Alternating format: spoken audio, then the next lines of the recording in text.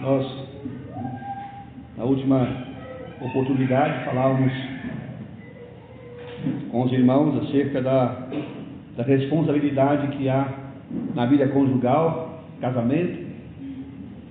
Paulo está escrevendo aos irmãos em Corinto, dando diversos conselhos e ensinos, e ele continua. Esse capítulo é extenso, são 40 versículos, conselhos diversos e precisos e atuais, necessários. E eu queria dizer aos meus irmãos em Cristo que estão aqui, quando nós vamos aconselhar alguém, nós vamos olhar Paulo fazendo isso aqui. Irmãos, especialmente com respeito à vida cristã, se o nosso conselho não pode se fundamentar nas Escrituras, ele não serve. Quantas das vezes a gente vê irmãos querendo falar de experiência pessoal, uma experiência pessoal dele, mas que essa experiência não se fundamenta nas Escrituras, e eu vou dar um exemplo prático disso. Alguém diz assim: olha, quando eu casei, a minha esposa era salva e eu não era salvo ainda, mas depois eu fui salvo. A palavra de Deus diz: não nos ponhais em julgo desigual com o infiel. Nós não podemos em momento algum, nem em pensamento, achar que o casamento é um campo missionário que eu vou entrar nele e vou tentar ganhar aquela outra pessoa. Não é. O casamento é único, é a única vez que nós vamos fazer. Ele não tem volta. Então nós estamos pensando, se o nosso conselho não pode ser fundamentado nas Escrituras, irmão, é melhor ficar calado. Não serve. Por que eu estou dizendo isso? Porque a gente ouve isso. Alguém quer ajudar e não ajuda, atrapalha. Se o que nós vamos falar para alguém, ele pode ter amparo das Escrituras, amém. Mas o que nós vamos falar, se não pode ser amparado pelas Escrituras, que nós ficamos calados, irmãos, calados. Então nós vamos começar agora falando para aquelas pessoas que foram encontradas já casadas e o Evangelho os alcançou. Um dos cônjuges, ou o marido ou a mulher, o Evangelho salvou uma das pessoas.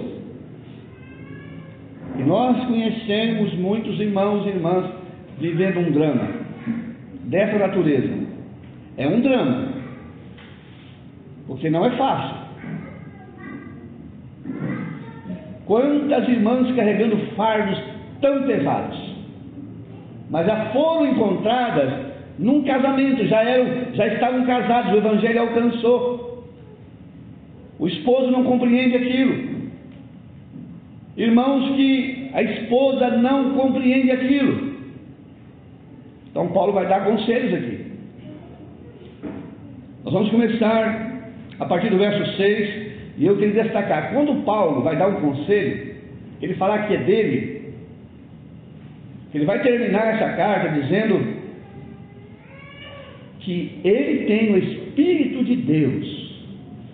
Paulo quer dizer isso, ele quer dizer que os fundamentos dos seus conselhos como apóstolo, ele está pensando que ele tem da parte de Deus a autoridade da parte de Deus para dar, mas mesmo assim ele fala, aí digo eu e não Senhor, mas que esses conselhos dele não levará ninguém para longe do ensino da palavra de Deus. Vamos começar no verso 6. Digo porém isso, como que por permissão e não por mandamento. Verso 7, agora no capítulo 7, 1 Coríntios. Porque queria que todos os homens fossem como eu mesmo, mas cada um tem de Deus o seu próprio dom, um de uma maneira e outro de outra. Digo, porém, aos solteiros e às viúvas Eles é bom que ficassem como eu. Mas se não podem conter-se, casem-se. Há uma palavra que fala abrasar-se, porque é melhor casar do que arder. Todavia, aos casados mando não eu, mas o Senhor, que a mulher não se aparte do marido. Se porém se apartar, que fique sem casar, ou que reconcilie com o marido, e que o marido não deixe a mulher.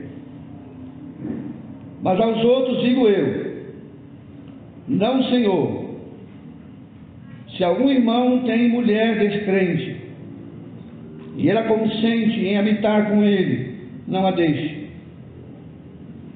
E se alguma mulher tem marido descrente, e ele consente em habitar com ela, não a deixe. Porque o marido descrente é santificado pela mulher, e a mulher descrente é santificada pelo marido. De outra sorte, os vossos filhos seriam imundos, mas agora são santos. Mas se o descrente se apartar, aparta-se, porque nesse caso o irmão ou a irmã não está sujeito à servidão, mas Deus chamou-nos à paz.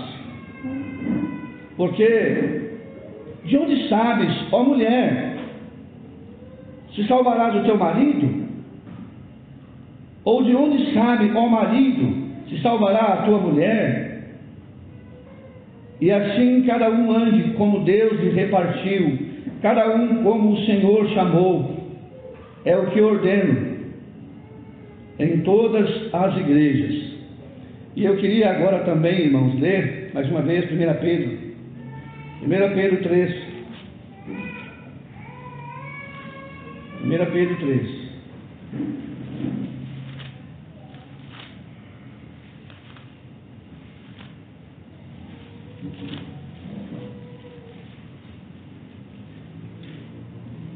Semelhantemente, vós, mulheres, sede sujeitas aos próprios maridos, para que também, se algum não obedecem à palavra, pelo porte de suas mulheres, sejam ganhos sem palavras. Nós queremos confiar no Senhor para esse tempo de instrução, para que Ele possa nos ajudar nessa meditação. Amém. Amém. Então Paulo está encerrando aquelas instruções que pela manhã falamos aqui, do versículo 1 até o versículo 12, ainda falando dos casais cristãos, os dois salmos. Ele está mostrando aqui, e Paulo então, aproveitando esses conselhos, no verso 7, Paulo diz, porque queria que todos os homens fossem como eu mesmo. Sabe, irmãos, alguns dizem que Paulo pudesse ter sido um homem casado, e que por causa, isso são comentários e pensamentos, não há nenhum vestígio bíblico. Agora, ele diz o seguinte, como fosse como ele. Então, Paulo está dando um conselho por causa do Evangelho, por causa da obra de Deus. Eu estou imaginando, Paulo sentiu da parte de Deus que era melhor ele prosseguir sozinho. Ele não tem nada contra o casamento, pelo contrário, ele encoraja o casamento, ele anima o casamento. Nós vimos aqui os solteiros, as moças, os moços. Mas Paulo sabia que para aquela gloriosa obra, viajando, como ele tinha eu diria, da parte de Deus, um desígnio. Paulo tinha no seu chamamento prisões, algemas. E Paulo então, ele está pensando nisso, nesse grande labor. Aí ele vai dizer, porque eu queria que todos os homens fossem como eu, como eu mesmo, mas cada um tem de Deus o seu próprio dom, um de uma maneira e outro de outra. É interessante, irmãos. A gente cria os filhos, a gente percebe nos nossos filhos, alguns deles manifestam ainda cedo mesmo, essa tendência de que vão desejar ter uma segunda pessoa na vida deles. Você vai perceber isso. Olhando aqui agora, olhando para a palavra de Deus, pensando nesse dom, alguns irmãos ficam solteiros, sem nenhum problema. Eu conheço um irmão, eu não sei se ele passa dos 70 ou para mais dos 70, mas eu tenho uma admiração profunda por ele. Irmãos, eu nunca vi isso aqui. Isso. Eu tenho uma admiração, não vou falar o seu, mas profunda, irrepreensível. Um dom. Eu conheci um outro irmão que ficou viúvo muito cedo. Esse irmão experimentou o casamento, criou família. Tinha algum problema de casar? Não. Mas ele assumiu a viuvez com um propósito: irei fazer companhia para os meus filhos e filhas que não casaram. Que coisa mais linda, irmãos. Esse irmão faleceu há pouco tempo, aos 99 anos. Não há nenhum vestígio, nenhuma só palavra de mancha na vida desse irmão. Então eu estou pensando nesse dom em que Deus dá a cada um. Somos diferentes uns dos outros. Agora observa bem, Paulo agora vai dirigir: digo, porém, aos solteiros e às viúvas, que lhe é bom se ficassem como eu. Agora ele vai direto aos solteiros e às viúvas. Nós sabemos o que Paulo quer dizer. A responsabilidade de um casamento, irmãos. O casamento é bênção de Deus, é algo divino. Mas, meus irmãos, não é uma brincadeira. Irmãos, eu conheço pessoas que casaram, não passaram 6 meses casados, não chegaram a 1 ano de casamento. Irmãos, nós vamos entrar no casamento para nunca mais sair. É por isso que Paulo está falando com muita seriedade, com muita propriedade. Então ele está falando, está dando conselho, mas ele não está dizendo isso, que isso é uma norma. Ele vai falar aqui. Mas se não podem conter-se, casem-se. Se está difícil manter-se solteiro, case-se.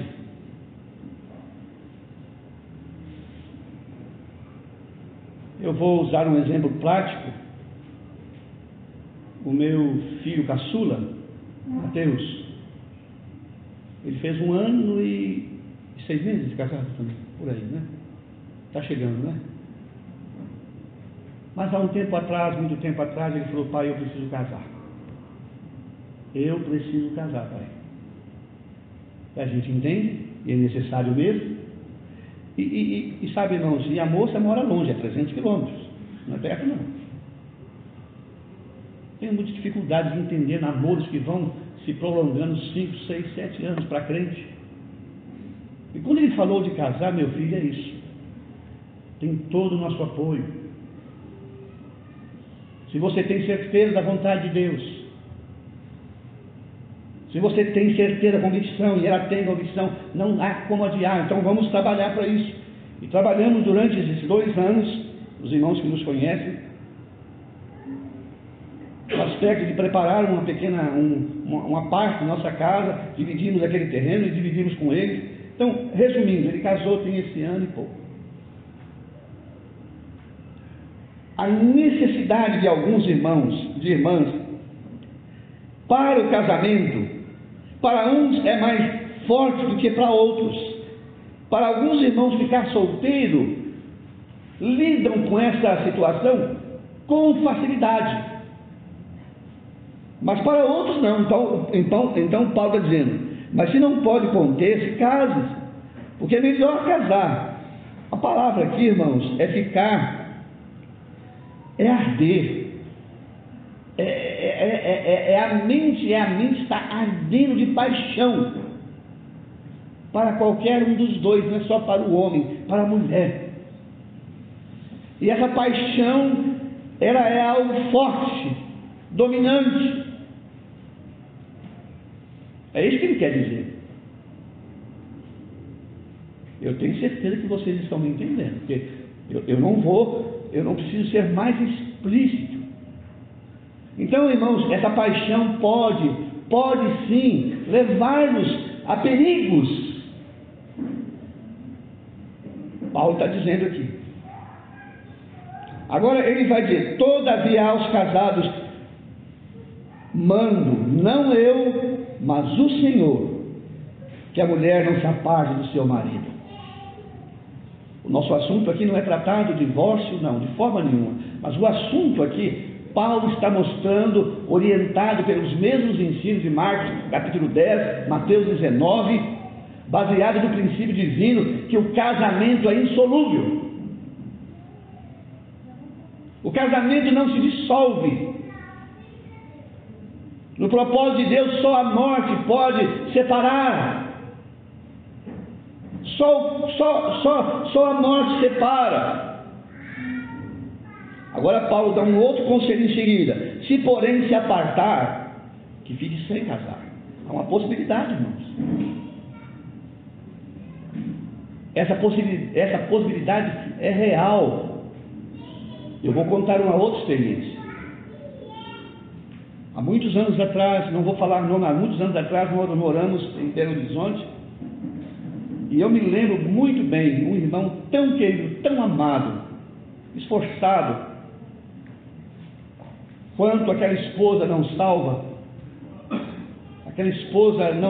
incrédula, assim que ele se converte, aquela mulher virou o avesso. Aquela mulher fez tudo o que podia para prejudicar aquele irmão, tudo. Mas aquele irmão firme, aquele irmão, eu diria que ele tem esse dom gracioso, bondoso, um coração amoroso, suportando. E aquilo perdurou, meus irmãos. Mas chegou um momento em que ela falou para ele: você tem que escolher entre eu e esse Cristo aí, esse Jesus e eu, esses irmãos e eu. Não, eu quero ficar com você, eu quero ficar com Cristo, quero ficar com os meus irmãos. Não, tem que escolher. E aí, meus irmãos, como fazer? Como conciliar? Irmãos, a vida é real, isso existe. Essa mulher abandonou esse homem. Ela foi embora. Esse irmão ficou sozinho com a filha, a criou sozinho. E eu vou dizer, esse homem perdoou essa mulher. Anos depois, ela se converteu, ela perdoa aquela mulher volta, mas era simplesmente uma fachada, e ela faz pior do que antes. Aí, meus irmãos, esse irmão é um exemplo de vida para mim. Para mim, ele é um exemplo dos mais. Agora, eu não posso compenetrar na dor dele. Eu não posso. Eu não posso dizer para ele que eu sinto meu irmão muito. Olha, eu sinto exatamente o que você sente. Não posso. É hipocrisia nossa. É mentira nossa.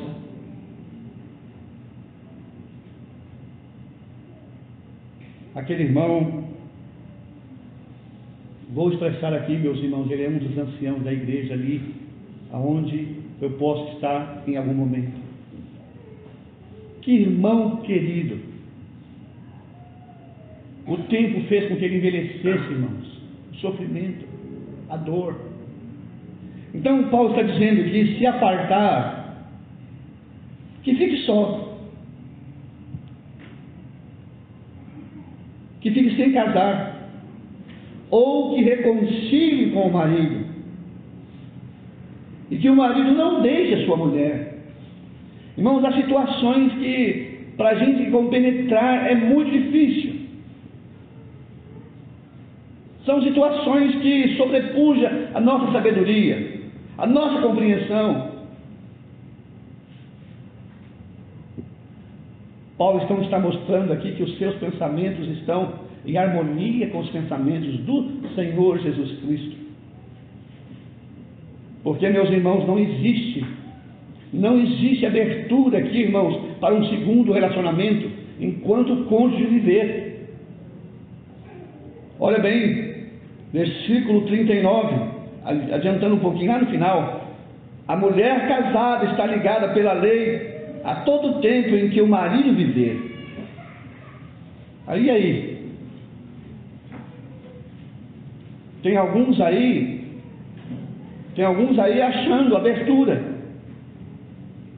Tem alguns teólogos aí fazendo que não é possível. Foi ele que foi traído, então ele está livre. Foi ela que foi traída, está livre. Eu queria que nós olhássemos para Lucas 16, 18. Lucas, me parece que o escritor Lucas, ele é um gentio. Ele é o terceiro evangelho, escrito talvez bem depois dos demais evangelhos. Olha o que Lucas vai dizer, irmãos. A gente pode entender isso. Qualquer que deixar a sua mulher e casar com outra, adultera.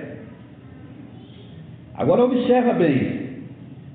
E aquele que casar com a repudiada pelo marido, adultera também. Não tem aonde fugir. Fechou a porta. Não tem aqui nada de exceção lá que eles querem achar, lá nos evangelhos de Marcos, capítulo 5.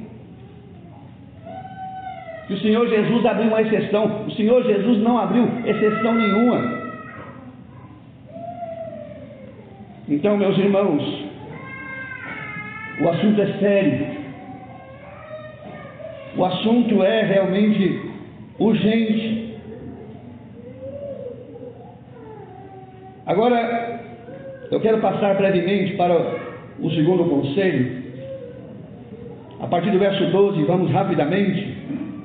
Mas aos outros digo eu, e não, Senhor, se algum irmão tem mulher descrente, ele consente em habitar com ela, não a deixe. Irmãos, isso é um dilema. Nós enfrentamos esse dilema de Maringá. E eu não posso deixar de falar isso para os irmãos. A primeira convertida em Maringá, a primeira salva, essa mulher, irmãos, eu não sei descrever o profundo do seu sofrimento. O seu marido era um alcoólatra inveterável. Nós saímos para distribuir literatura, eu e o irmão Denilson, e nós chegamos nessa casa, uma casa que o telhado, você podia botar a mão, sendo baixinho como eu sou, podia botar a mão no telhado, daquele termite fininho. As crianças tossiam, eram três meninas. Estava um dia, uma tarde fria, e levei um folheto, entreguei para aquela mulher no portão, e eu vi aqueles olhos sofridos, e vi aquelas crianças segurando no seu braço e tossindo. E eu disse àquela senhora: olha, nós vamos fazer reunião de pregação do Evangelho hoje à noite, e eu queria te convidar, estamos convidando pessoas aqui. Aquela mulher foi assistir a reunião. Mas as crianças estão tossindo muito. E eu dei um xarope para aquela mulher, um vidro de xarope. Nós também tínhamos crianças naquela época, nossos filhos eram pequenos. O que eu vou resumir: aquela mulher se converteu ao Evangelho. Aquela mulher, irmãos, ela foi para nós uma Lídia nos primeiros dias.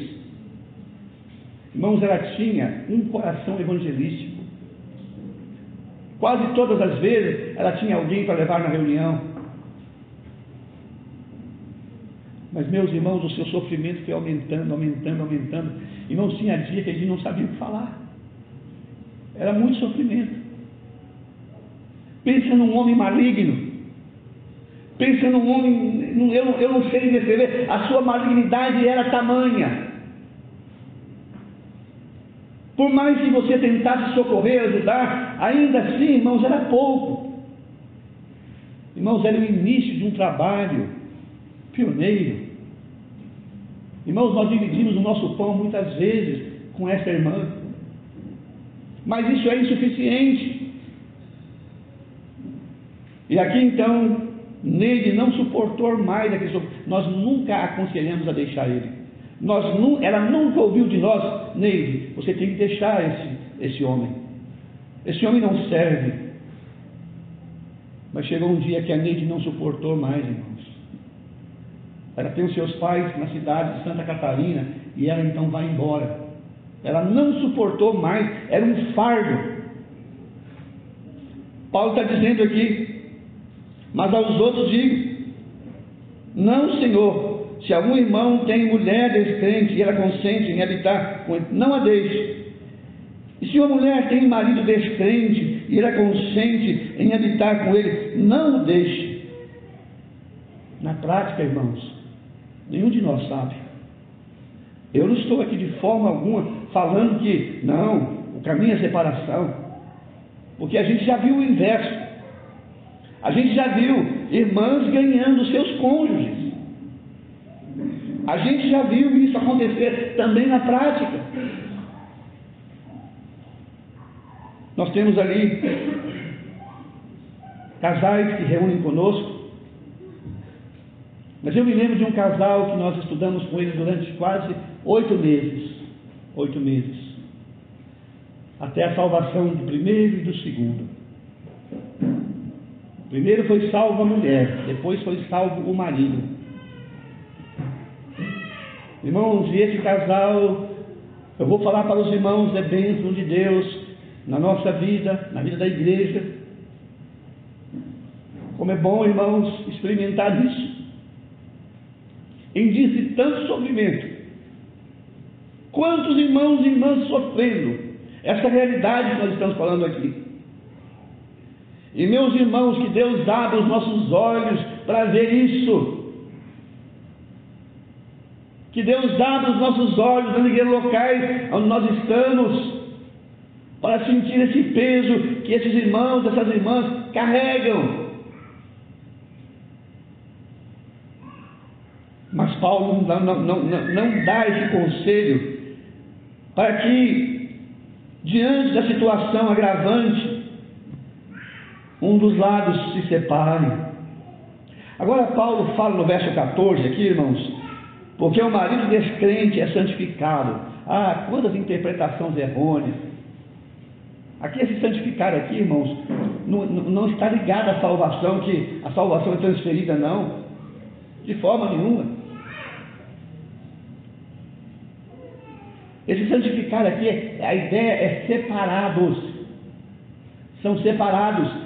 Mesmo porque aquela mulher foi alcançada pelo Evangelho já vivendo com aquele homem descrente. Ela não casou com ele descrente sendo salva. Deus está dizendo que Ele está mostrando que esse relacionamento não é pecaminoso como na mente dos coríntios estava sendo. Olha, isso é pecado. Tem que acabar com essa relação. Tem que romper. Você tem que abandonar esse homem. A palavra de Deus não ensina isso, irmãos. Ela não nos dá essa autoridade. Mas pelo contrário, Paulo diz: se o seu marido consente, se a sua mulher consente, não a deixe. Esse santificar aqui do marido, dos filhos, está mostrando que essa família, mesmo esse casamento, com esse problema, Deus está dizendo que ele é separado. A presença daquela pessoa salva ali, irmãos, faz toda a diferença. Esse santificar aqui não quer dizer salvação, mas separação. Deus entendendo essa aflição, mostrando.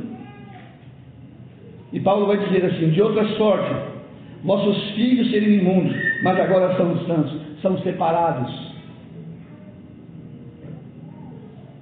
Agora Paulo vai dizer: mas se o descrente, olha bem, meus irmãos, mas se o descrente quiser se apartar, e aí?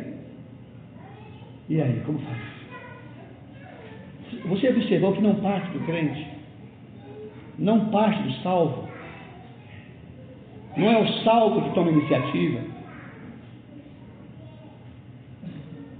Há situações que eu vou dizer para os irmãos, sobrepuja o nosso entendimento, sobrepuja.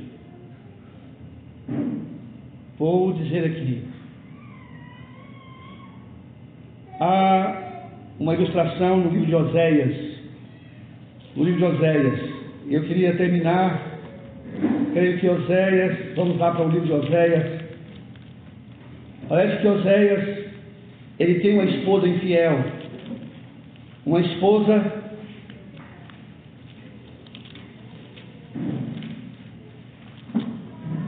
Oséias, já vou citar o capítulo.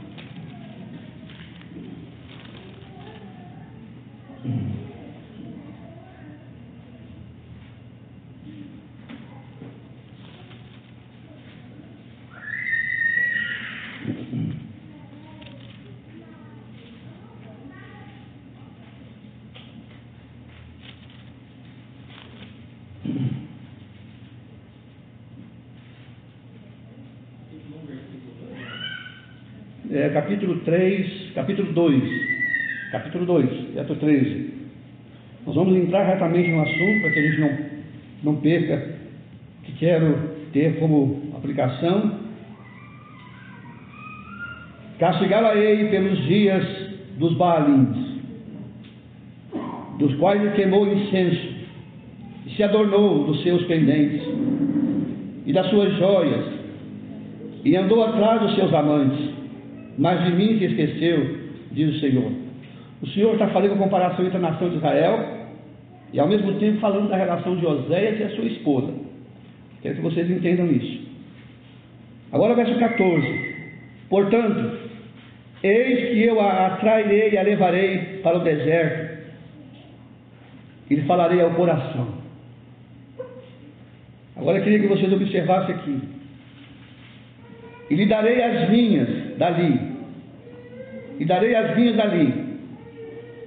e o vale do Acor por porta da esperança. O que te traz à sua memória vale do Acor? Te traz alguma coisa na mente?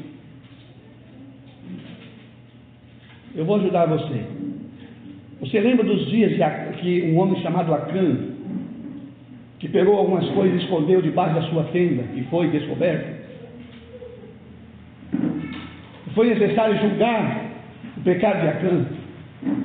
Ele foi levado, irmãos, e apedrejado no vale do Acor. Então, meus irmãos, o que eu quero dizer? Verdadeiramente essa mulher merecia a morte. Essa mulher merecia morrer. Mas Oséias chamou ela. A primeira coisa que Oséias fez, falou ao seu coração. Depois ele levou ela mais um pouco adiante ao vale de Acor. Ele deu o vale de Acor como um vale da esperança. Irmão, só o crente pode fazer isso. E só Deus pode trabalhar isso. Só Deus pode entrar no profundo da nossa alma e realizar esse perdão. Perdão das muitas traições. Perdão dos muitos abandonos. Só Deus.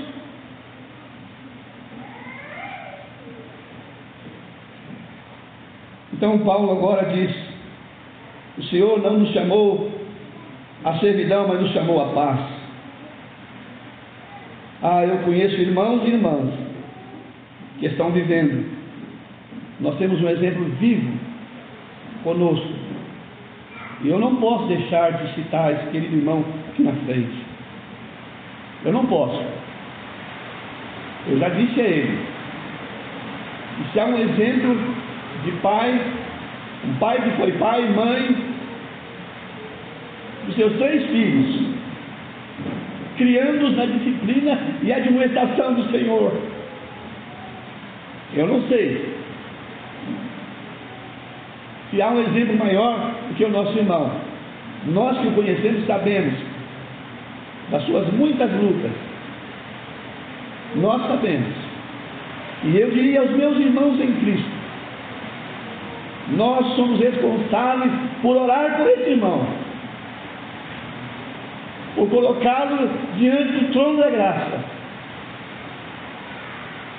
pedir que Deus de fato o preserve, o ajude, o encaminhe, porque, meus irmãos, eu não conheço muitos Nilson, eu não conheço muitos Alexandre, eu não conheço. O Nilson sabe quem é o Alexandre que eu estou falando. Não tem muitos irmãos. Irmãos que por causa do Senhor, irmãos, eles resolveram viver assim. Que Deus, na graça dele, nos ajude, irmãos. Que o Senhor, nesses dias, nos desafie a ser melhores maridos, melhores esposas, melhores filhos, melhores irmãos. Que o Senhor nos ajude. Amém.